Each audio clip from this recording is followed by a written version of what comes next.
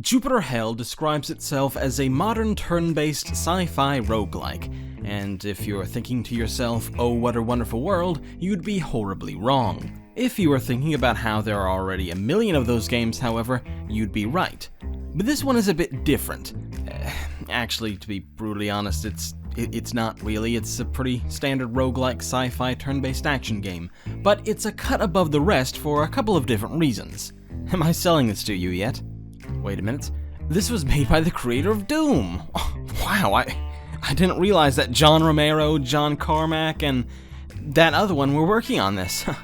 I mean, you'd think in this case that the game would be getting a lot more praise and that they'd be advertising that a lot more. Oh no, this is Doom the roguelike, not Doom. Okay, right. Apparently it's a good game though. You know, taking the classic Doom formula and turning it into a roguelike strategy game.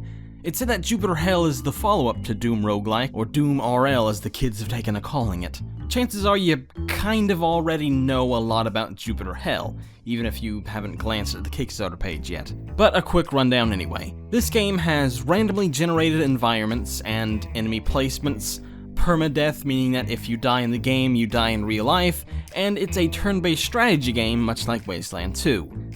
One of those things I said before isn't exactly accurate. It plays just like Wasteland 2 or Shadowrun Reborn in a lot of ways, or XCOM, or really any turn-based tactical strategy game. You move your character around a grid and tell them to shoot at enemies, then the enemies have a turn, and so on.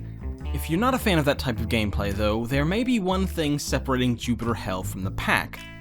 I'll let the Kickstarter page explain it. You can dash through easy areas and mow through simple enemies in a fraction of a second, but then stop to properly think and plan when meaty challenges rear their head. The page doesn't spend a whole lot of time talking about this feature, but in theory it sounds like a great idea. Being able to quickly go through rooms with low-level enemies or places you've already been without having to dedicate yourself to a time-consuming fight could really speed the game up in a good way. But what is Jupiter Hell at its core? What is it about? Well, this doesn't seem like much of a story-driven game, and what story there isn't much to write home about. In fact, it's pretty much a carbon copy of Doom, which is to say, it's a carbon copy of just about every 80s sci-fi action movie. There's an evil corporation mining on some other moons for some reason that will never be explained when they open a portal to what is essentially hell and send a single marine to just deal with it. I wish they put a little more time and effort into the story and setting of the game, since the actual gameplay looks really well polished and well made. But I know story isn't really everyone's cup of tea, and it's clearly not a priority for them anyway. Maybe one of the more interesting things is that the game is built on a custom engine created by the developers, Chaos Forge Limited.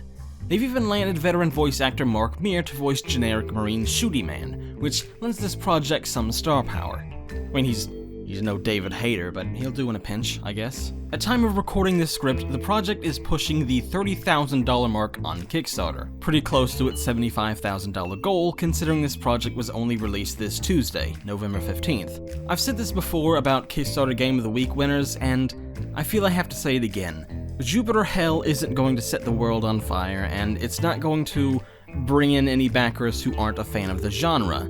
It's not going to win any awards for innovation. But what Jupiter Hell does represent is a solid, well-made, professional Kickstarter campaign and a great game.